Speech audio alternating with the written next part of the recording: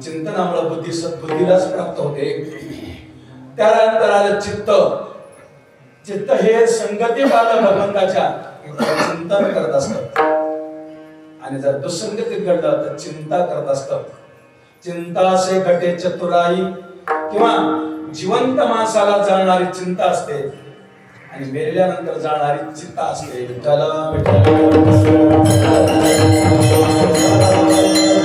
आणि अहंकार जो असतो ना तो अहंकार मी दाखवत असतो.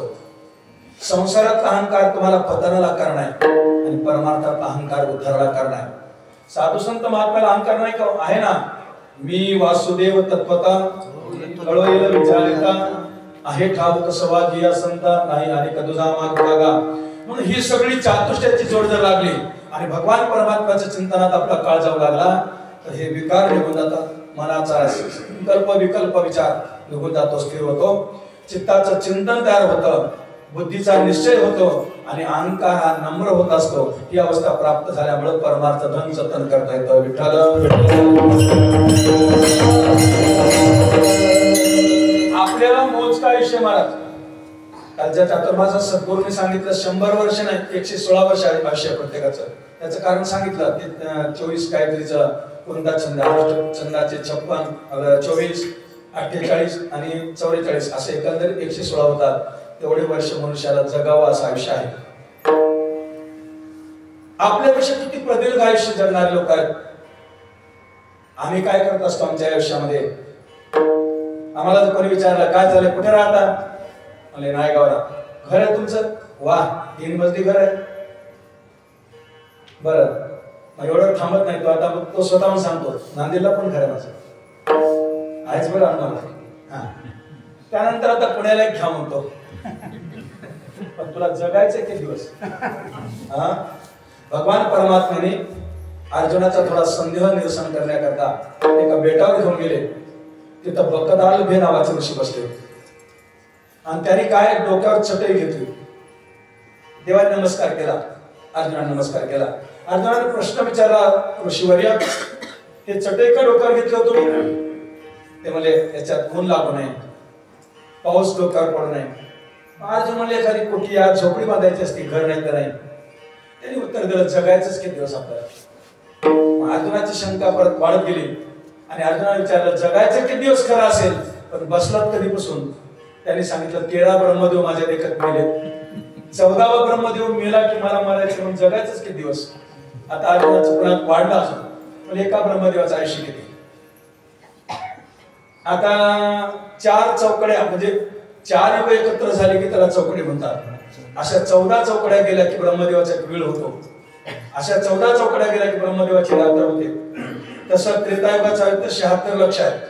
पण आपल्याला गणित येण्याकरता आपण सोपं करू. प्रत्येक युगाचं आयुष्य आपण 5 लाख वर्ष धरू.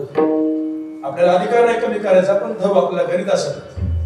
4 युगाचं आयुष्य किती होतं मग? 5 गुणिले 4 20 लाख. सावकार गणित तुमचं पक्का असेल सांगा बरं. 20 लाख म्हणजे एक चौकडी गुणिले 14 किती झालं? 280 म्हणजे 2,80,00,000 झालं.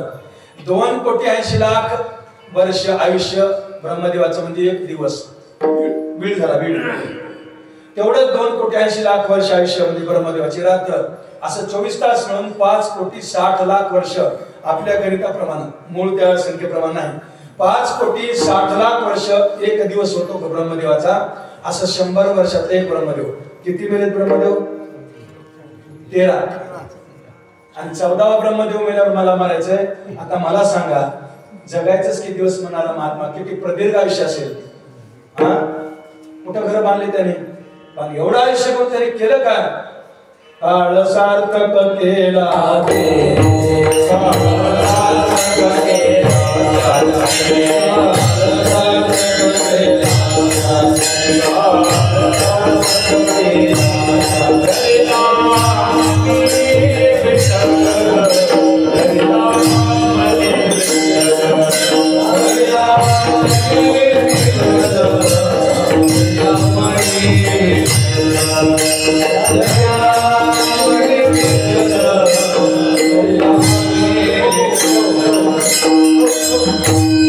एवढा काळ दिला त्याला, त्याने एक क्षण वाया घातला नाही, एक निमिष वाया घातला नाही. काळ सार्थक केला त्यांनी, धरिला मनी विठ्ठल, भगवंताचं चिंतन वाचून काळ घातला नाही.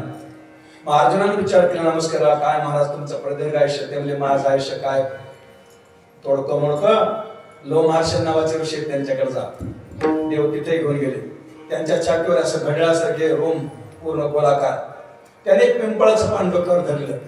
परत प्रश्न, पिंपळाचं पान का डोक्यावर धरलं. त्याने सांगितलं बाबा ऊन लागू नये, थंडी वाजू नये वगैरे वगैरे. एखादी झोपडी बांधली असती तर त्यांचं तेच उत्तर, जगायचंच किती दिवस.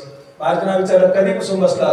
ते म्हणले 23 ब्रह्मदेव माझ्या देखत गेले, आता 24वा मेला की मरायचे. आपल्याला ब्रह्मदेवाच्या आयुष्याचे गणित लागले. आता उत्तर मिळालं तर सकाळी सांगा मला.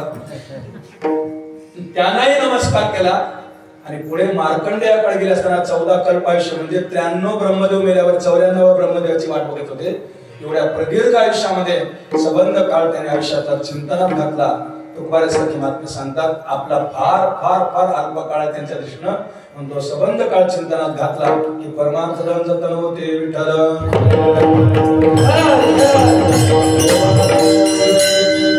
मग कसं करावं? घरचे कामधाम सोडून द्यावं. आम्ही कामधाम सोडून द्यावं का? तुम्ही सांगता चिंतनात काळ घाला. दुकानात कोण बसावं, घरचं भाकरी स्वयंपाक कोण करावा, शेताला भाकरी कोण नेऊन द्यावा, बैल कोण वळावेत, सगळंच करा ना.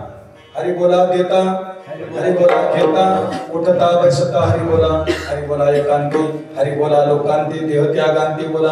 हे पटना केलं. अहो येता जाता, उठता बसता कार्य करिता, सदा देता घेता, वदनी वदता ग्रास गळिता, घरी दारी शय्ये वरी, रती सुखाचे अवसरी, समस्तांची लज्जा त्यजुनी भगवत चिंतन करी विठ्ठल.